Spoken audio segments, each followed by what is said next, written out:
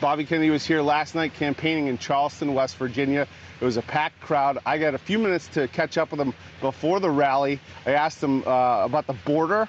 Here are some of the headlines. He says Texas and Governor Greg Abbott is in the right. Take a look. I believe that under the Constitution, that Texas has a right to defend its border. Under Article 4 of the Constitution, the U.S. has the obligation to defend states against invasions by a foreign country. President of the United States, I would be defending it. Texas wouldn't have to do it. So I don't think that would be an issue. The President of the United States should be. This is unsustainable. It's really almost, it's a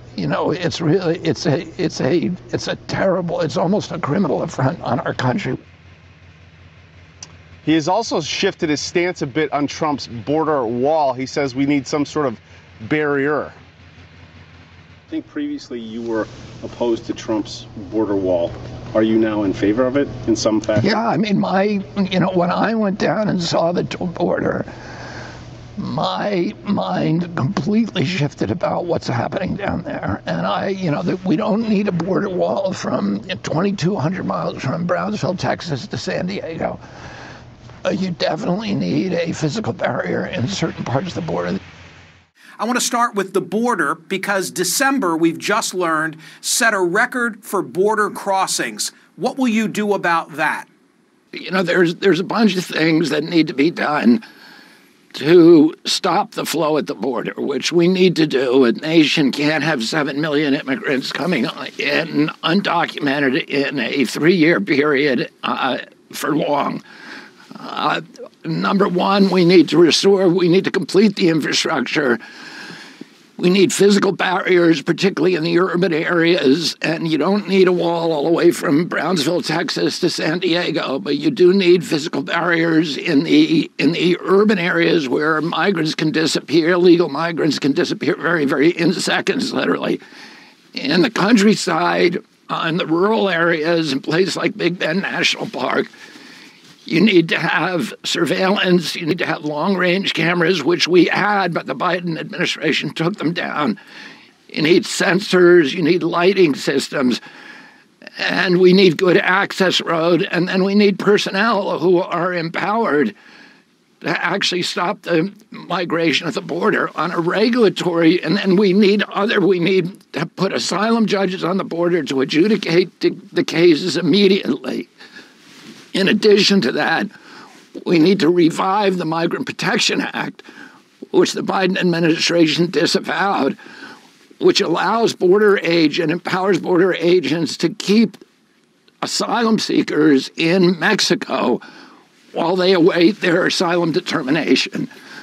We need Robert, yeah. My colleague Manu Raju, covering Capitol Hill like no one else, last night filed a report. I'm going to read something to you. We'll put it up on the screen. Here's the latest bipartisan proposal. They say that if migrant crossings increase above 5,000 on average per day on any given week, DHS would be required to close the border to migrants illegally crossing. It occurs to me that 5,000, that's 150,000 per month times 12, that's still 1.8 million per year. That's too high. Do you agree with me? Yeah, it's insane. And we need, in addition, the shutting down the border, which I will do as president. We need wide gates. We need to, the border, the legal immigration policy was created in the 1960s, and people have to wait years to get into this country legally. We need a quicker path to citizenship. We need to let seasonal migrants into work.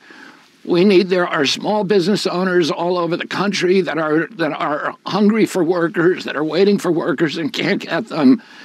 And we need the people who wait in line, we need to actually make it humane and quick for them. And we need to seal the border altogether. It is absurd to say that 5,000 people a week is acceptable.